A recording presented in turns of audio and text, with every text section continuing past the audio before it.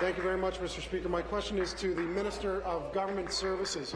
Ontarians are increasingly worried about the threat to public safety due to the refusal of the National Elevator and Escalator Association to allow their qualified employees to work during contract negotiations.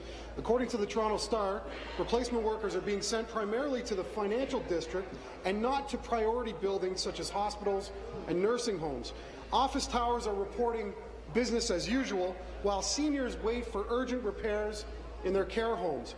Why is this government allowing this employer to compromise public safety by directing employees to non-priority areas? Minister of Government Services. To the Minister of Consumer Services, Mr. Speaker. Minister of Consumer Services. Thank you, Speaker.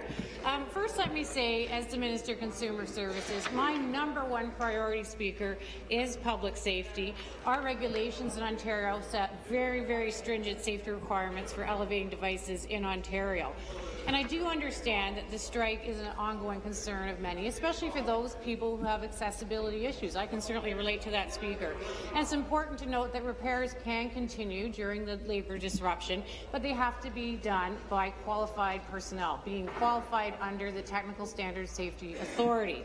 And as many know, the Technical Safety Standards Authority is responsible for regulating elevating devices. And I was very pleased, Speaker, to see a news release from TSSA just yesterday about enhanced enforcement actions, stepping up the pace of inspections, prioritizing inspections to target high-risk elevators, reviewing shutdown policies to ensure the unsafe elevators do not pose risk to safety, and increased investigation of reports of unqualified or uncertified technicians working on elevators. So I'm very...